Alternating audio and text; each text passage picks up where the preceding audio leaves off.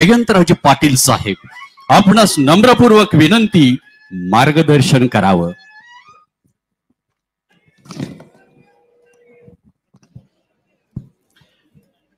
आपले सर्वांचे लाडके नेते आदरणीय पवार साहेब, आमचे ज्येष्ठ नेते आदरणीय विजयदादा मोहिते पाटील, या ठिकाणी ज्यांचा राष्ट्रवादी शरदचंद्र पवार पक्षात आज प्रवेश होतोय ते आपल्या सर्वांचे लाडके नेते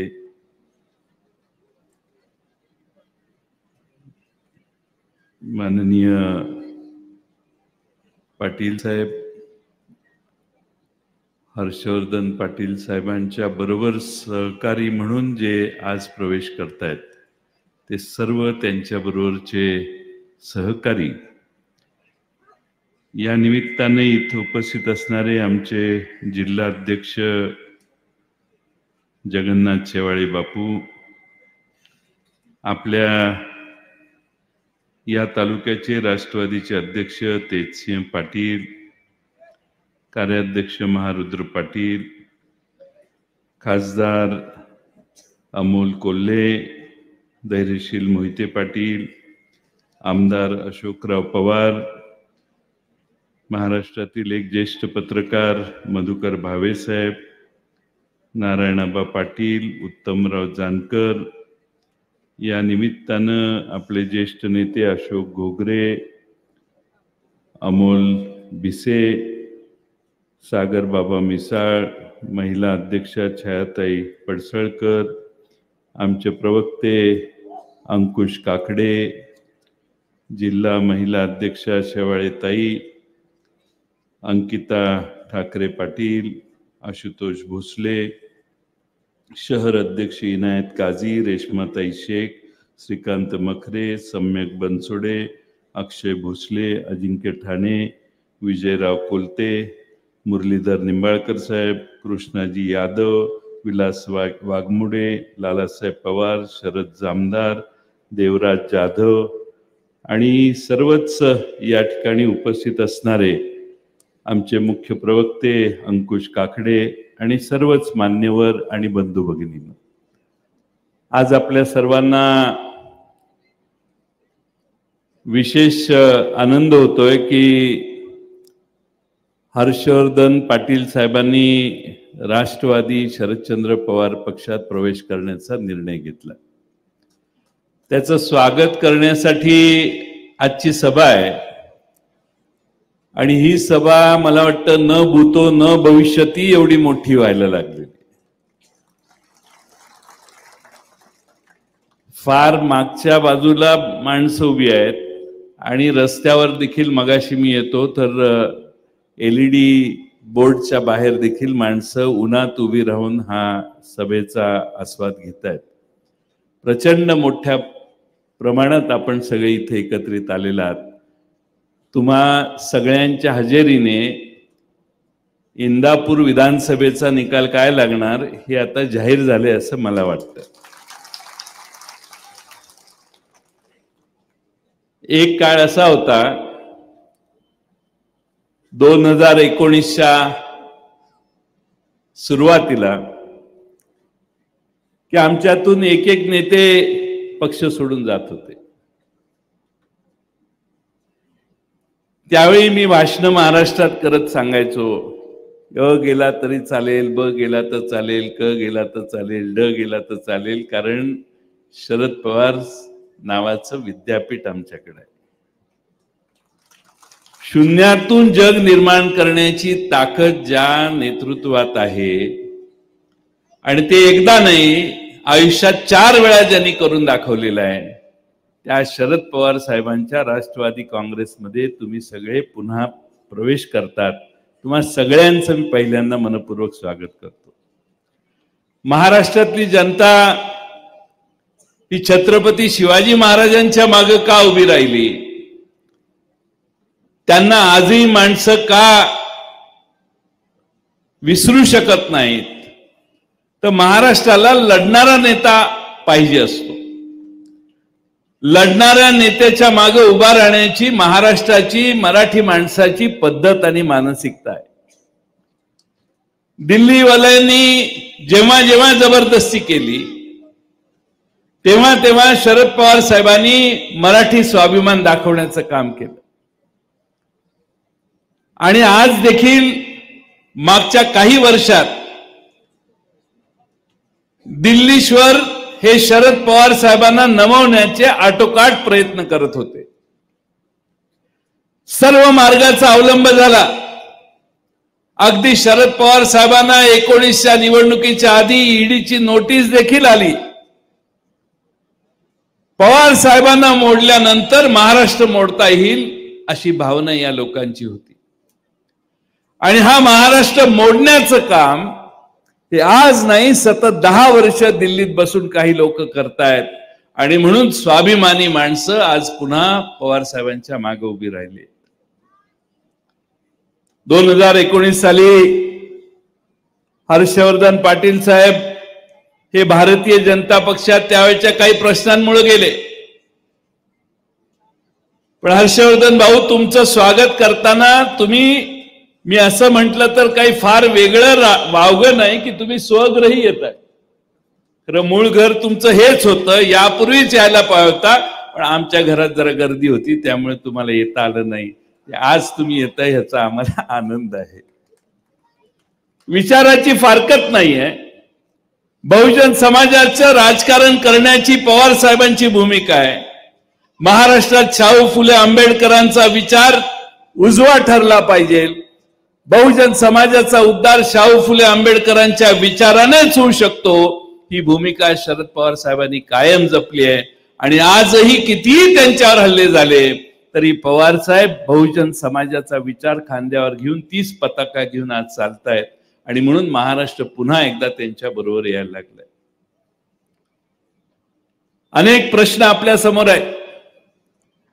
उद्या विधानसभेच्या निवडणुका आहेत.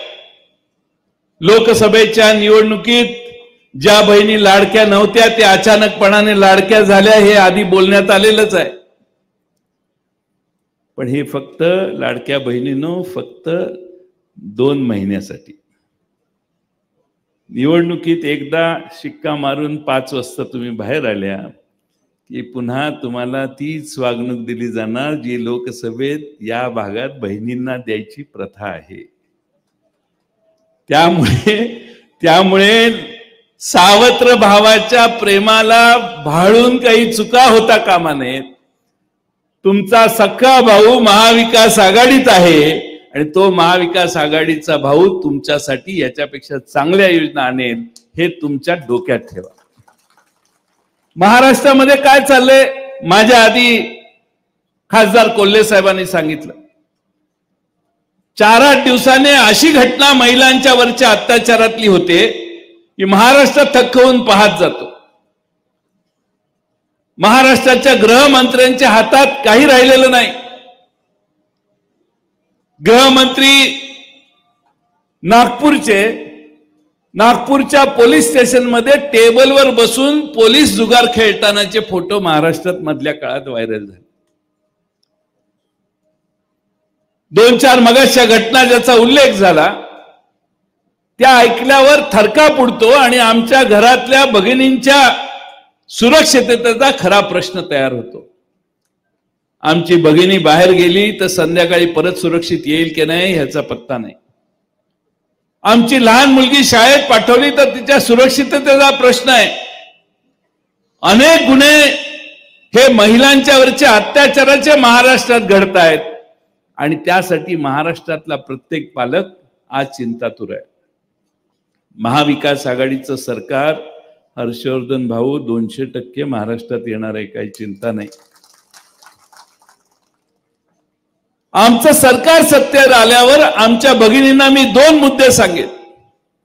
आमचं सरकार ज्यावेळी सत्तेवर येईल त्यावेळी या महायुतीने तुम्हाला जे योजने माध्यमातून चुचकारण्याचा प्रयत्न केलाय तो विचार न करता केलेला आहे. गडबडीत आणि घाई गडबडीत केलाय. सरकारने त्या पैशाची प्रोव्हिजन केलेली नाही आणि प्रोव्हिजन न केल्यामुळं महाराष्ट्रातल्या आदिवासींच्या योजना आज बंद आहेत, सामाजिक न्याय मागासवर्गीय समाजाच्या योजना बंद आहेत, महाराष्ट्रातले कॉन्ट्रॅक्टर थोड्या दिवसांनी आत्महत्या करतील अशी महाराष्ट्रातल्या कामांची परिस्थिती आहे. आम्ही मात्र सरकारमध्ये आल्यानंतर तुमच्या या योजना अधिक बळकट करू, अधिक ताकदीनं राबवू आणि तुम्हाला याच्यापेक्षा चांगल्या व्यवस्था महाराष्ट्रात निर्माण करून देऊ.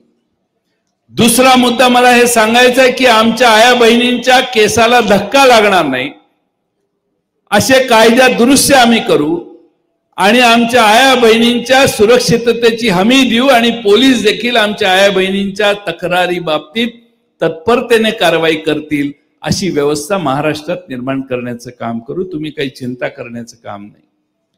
आज आपण फार मोठ्या संख्येने इथे जमलात. अनेक विषयात साहेबही बऱ्याच विषयावर बोलतील, पण मी महाराष्ट्र राष्ट्रवादी काँग्रेस शरदचंद्र पवार पक्षाचा अध्यक्ष आहे. माझाही इथे येण्यात काही स्वार्थ आहे. तो स्वार्थ म्हणजे इंदापूरची जागा विधानसभेची आपल्याला निवडून आणायची.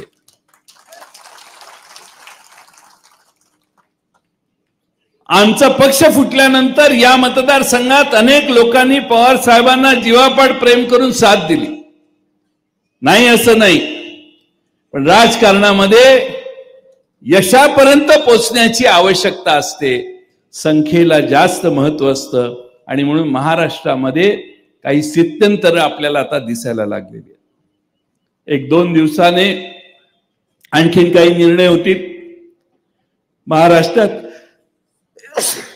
महाराष्ट्रामध्ये अशी मानसिकता झालेली आहे की आपण पवार साहेबांच्या तुतारीच्या बाजूने उभा राहिलो तर आपल्याला चांगलं यश मिळेल.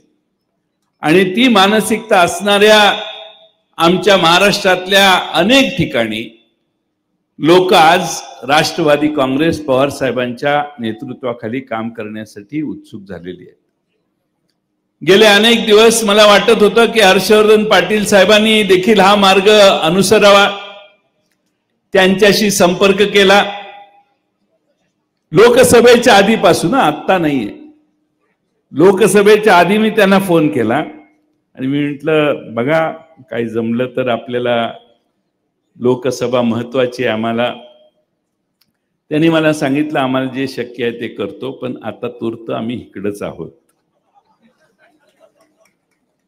आणि मला मधून मधून मी फोन करायचो. शेवटी फोनवर ते बोलायला थोडेसे टाळायला लागल्यावर मी बावड्याला जाऊन एक सभा घेतली आणि बावड्याला जाऊन भाषण केलं की ज्यांना टाळून तुम्ही तिकडे गेला तेच तुमच्या उरावर तिकडे येऊन बसलेले आहेत, त्यामुळे आता तरी काही सुधारणा करायला आमच्या मार्गाने यायला विचार करा म्हणून. पण आज विधानसभेच्या निवडणुका 2 महिन्यावर आहेत.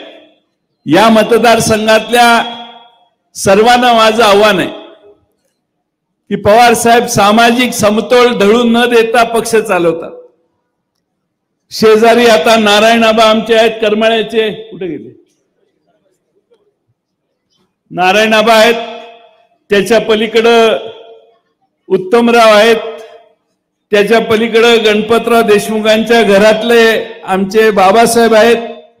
असे सगळे दिग्गज एकत्रित करण्याचं काम पवार साहेबांनी केलेलं आहे. विजयदादांचा देखील त्यात मोठा हातभार आहे.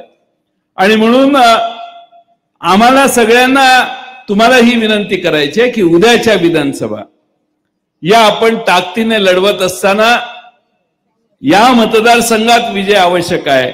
आणि विजय आवश्यक आहे म्हणून आम्ही आग्रहाने हर्षवर्धन पाटील यांना निमंत्रित केलं आणि ते आज आमच्या राष्ट्रवादी काँग्रेस पक्षात आले. तुम्ही सगळे विधानसभा 4-6 दिवसात जाहीर होईल. 12, 13, 14 मुहूर्त काढायचं चाललंय. सध्या मुहूर्त सापडत नाही म्हणून जरा पुढे जात आहेत. उत्तमराव जानकरांना माहित नाही की प्रभू रामचंद्राने देखील भारतीय जनता पक्ष सोडलेला आहे. त्यांची कुठंच सीट आली नाही. जिथं जिथं रामाची मोठी देवळं आहेत अयोध्येपासून नाशिक पर्यंत काळाराम सगळीकडं पराभव झाला. कारण रामच भारतीय जनता पक्षात राहिला नाही. महाराष्ट्रात नाही तर देशातल्या अनेक राज्यामध्ये ही परिस्थिती आहे. उद्या 8 तारीख येईल, हरियाणाची मतं मोजल्यावर आणि जम्मू काश्मीरची मतं मोजल्यावर देखील हेच कळेल. आणि सुप्रियाताई आम्हाला सतत सांगत होत्या दिल्लीमध्ये भारतीय जनता पक्षामध्ये किती अस्वस्थता आहे, किती अस्वस्थ भारतीय जनता पक्षातले प्रमुख नेते झालेले आहेत हे वर्ष सव्वा वर्षापासून आम्हाला त्या सांगत होत्या. कारण भारतीय जनता पक्षाला देखील ज्या पद्धतीनं भारतीय जनता पक्ष चालतो त्याबद्दल भारतीय जनता पक्षात प्रचंड असंतोष आहे. आणि बाहेरून जे कोणी येतात ते बाहेरच बसलेले असतात. त्यांची जी कोर टीम आहे तेच आत निर्णय घेत असतात. त्यामुळं बाहेर बसलेले सगळे आज अस्वस्थ झालेले लोक आहेत. आणि म्हणून आज मी फार वेळ भाषण न लांबवता एवढंच सांगेन की उद्याच्या विधानसभेला इंदापूरचा हे महाधनुष्य हर्षवर्धन भाऊ राष्ट्रवादीत आल्यामुळं सोपं झालेलं आहे. आणि हे धनुष्य हर्षवर्धन पाटलांनीच हातात घ्यावं अशी आमची त्यांना विनंती आहे. रामकृष्ण हरी.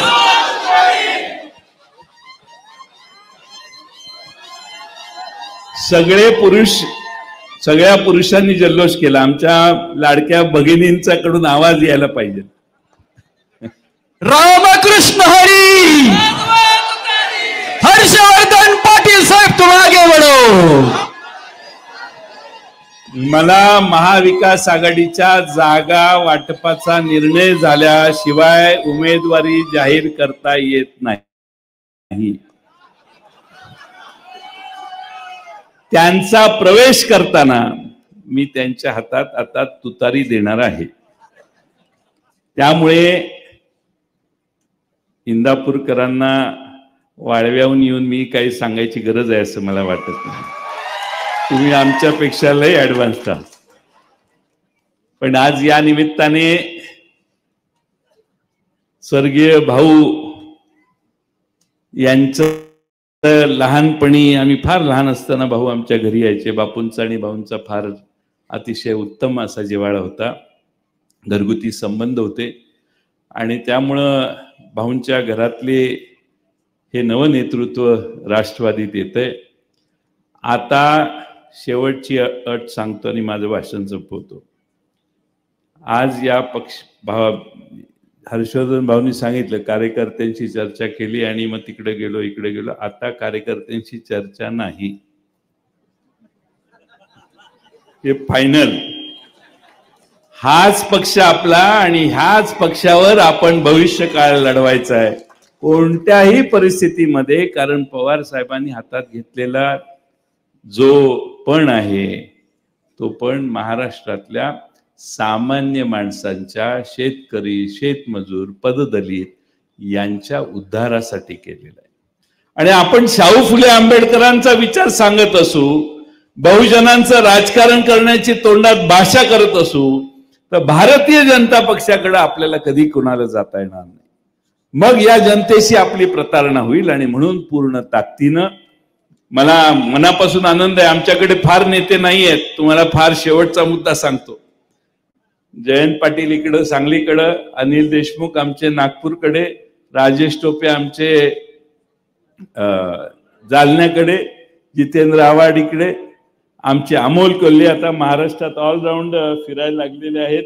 विजय दादांच्या नेतृत्वाखाली एक नवी व्यवस्था सोलापूरमध्ये आली आहे. आज आम्हाला राज्य पातळीवर महाराष्ट्राला मार्गदर्शन करणारे नेत्यांची जास्त आवश्यकता आहे. आणि म्हणून हर्षवर्धन पाटील साहेब, तुमचं महत्व आमच्या पक्षामध्ये मोठं आहे. तुमचं महत्व आमच्या पक्षामध्ये मोठं आहे. आणि तुम्ही आता मला सांगितलं मला जबाबदारी द्या वगैरे, मी साहेबच ठरवते. आणि पुणे जिल्ह्यातले निर्णय जयंत पाटील घेत नाही, साहेबच घेतात. त्यामुळे साहेब म्हणतील तसं. त्यामुळे तुम्हाला साहेब जे जबाबदारी सांगतील ती आपण देऊ. पण महाराष्ट्रात सर्व ठिकाणी हा पक्ष आज लोक स्वागत करतात. त्यावेळी लोकांच्यात जाऊन आपण भिडण्याचं काम करू, लोकांना सांगण्याचं काम करू. डॉक्टर अमोल कोल्हेजी आणि मी महाराष्ट्रात जवळपास 60-62 सभा घेतल्या. अजून एक 10-12 सभा आहेत आणि इस्लामपूरला आम्ही त्याचा समारोप आमच्या शिवस्वराज्य यात्रेचा करणार आहे. आणि त्यामुळं आमच्या महाराष्ट्रातली आचारसंहिताही जाहीर थोड्या दिवसात होईल आणि निवडणुकीला मित्रांनो सुरुवात होईल. ही निवडणूक विजयासाठी करायची आहे. माजी पवार साहेबांच्यावर ज्यांचं प्रेम आहे त्यांना आव्हान आहे की पवार साहेबांना एक एक आमदार महत्वाचा आहे. तुम्ही पवार साहेबांच्या काळात संकटात पवार साहेबांच्या मागे जे राहिले त्यांना मी अतिशय आग्रहाने सांगेन की ही शरद पवार साहेबांच्या मागे मोठ्या संख्येनं आमदार उभा करण्याची जबाबदारी प्रत्येक पवार साहेबांना मानणाऱ्या कार्यकर्त्याची. त्यामुळे स्थानिक मतभेद सोडून द्या, आपण ते दुरुस्त करू, काही अडचण नाही. सुप्रियाताईंनी जबाबदारी घेतलेली आहे आणि सगळेच तुम्हाला त्यात मदत करतील. पण स्थानिक मतभेदांना बाजूला ठेवा. विजयसिंह मोहिते पाटील यांच्यासारख्या नेत्याने निर्णय घेतला त्यावेळी स्थानिक सगळ्यांना विचारात घेऊन त्यांचा निर्णय झाला. त्याच पद्धतीनं आज तेव्हा त्यांच्या निर्णयानं महाराष्ट्रात एक संदेश वेगळा गेला. आजही हर्षवर्धन पाटील तुमच्या निर्णयाने महाराष्ट्रात एक वेगळा संदेश महाराष्ट्रभर जाईल की पवार साहेबांच्या मागे आपण सगळ्यांनी ताकदीने उभा राहायला पाहिजे म्हणून. आणि म्हणून स्थानिक या ठिकाणी पवार साहेबांच्यावर सुप्रियाताईंच्यावर प्रेम करणाऱ्या सगळ्यांना माझी विनंती आहे तेजसिंह पाटील तुम्ही सगळ्यांच्याकडे जावा, सगळ्यांना भेटून सांगा. महारुद्र पाटील तुम्ही जावा आणि सगळ्यांची समजूत घाला. पवार साहेबांच्याकडे बघून आणि पवार साहेबांच्यासाठी ही लढाई आहे. ही पवार साहेबांची लढाई आहे, आपली नाही आहे. ही पवार साहेबांची लढाई आहे आणि पवार साहेबांना दिल्लीला धडा शिकवायचा असेल तर पवार साहेबांचे जास्तीत जास्त आमदार निवडून आणले पाहिजेत. कारण पवार साहेब हे इथं कुणाशी लढत नाही आहेत. पवार साहेब दिल्लीशी लढाई करतायत. दिल्लीमध्ये त्यांना वाकवण्याचा प्रयत्न ज्यांनी आतापर्यंत केला, दिल्लीत बसलेल्या सत्ताधीशांनी त्यांना एवढा मोठा हिसका महाराष्ट्राने दिला की 48 पैकी 31 खासदार त्यांचे पडले. एक लढाई आपण जिंकली आहे, उद्या विधानसभेची लढाई जिंकू आणि महाराष्ट्रासमोर या महायुतीने महाराष्ट्रात जे प्रश्न निर्माण केले आहेत. मधुकर भावे म्हटले आमचे की 62,000 का काही डोक्यावर कर्ज काढले. काल परवा महाराष्ट्र सरकारने रिझर्व्ह बँकेकडे अर्ज केलाय 1.25 लाख कोटीचं कर्ज डिसेंबर पर्यंत आम्हाला पाहिजे. दर आठवड्याला 5-6 हजार कोटी रुपयाचं कर्ज पाहिजे. म्हणजे 8 लाख कोटी रुपयाचं कर्ज 9,25,000 कोटीवर हे बहादर नेणार आहेत. आणि म्हणून निवडणूक लवकर जाहीर व्हावी आणि महाराष्ट्राची या महायुतीच्या ताब्यातनं सुटका व्हावी अशी प्रार्थना आम्ही रोज दैनंदिन सरकार परमेश्वराकडे करतोय. हे महाराष्ट्रातलं भ्रष्ट सरकार घालवण्यासाठी तुम्ही सगळ्यांनी ताकदीनं काम करा. अनेक आमदार मतदारसंघात सांगतात 1,000 कोटी आणले, 500 कोटी आणले, 800 कोटी आणले. माग बसून त्यांचे समर्थक मोबाईल काढतात, कॅल्क्युलेटर त्यात काढतात आणि गुणाकार करतात. 1,000 कोटी तुमच्या मतदारसंघात किती आणले? 5,500 कोटी गुणिले 20% करायचे. कार्यकर्ते करतात, मी सांगत नाही. आमदारांनी घोषणा केली मी मतदारसंघात 1,000 कोटी आणले, तो कॅल्क्युलेटरच काढतो त्याचा कार्यकर्ता आणि कॅल्क्युलेट करून सांगतोय 1,000 गुणिले 20 200 कोटी जमले रे. त्यामुळं जनतेचा पैसा पुन्हा त्याच मार्गाने तुमच्या दारात आणण्याचं काम आणि महाराष्ट्र जिंकण्याचं मनात पाप ठेवणाऱ्या महायुतीला आपण पूर्ण ताकदीने पराभूत करण्यासाठी ही इंदापूरची जागा 50,000पेक्षा जास्त फरकाने विजयी करू असा आत्मविश्वास आपल्या सगळ्यांच्या मनात असला पाहिजे. आणि ती ताकद तुम्ही हर्षवर्धन पाटील यांच्या मागे उभा करा एवढी विनंती करतो आणि माझे 2 शब्द पूर्ण करतो. धन्यवाद. धन्यवाद साहेब. यानंतर आपल्या कल्पक बुद्धीच्या जोरावरती भल्या भल्यांना गारद करणारे भारत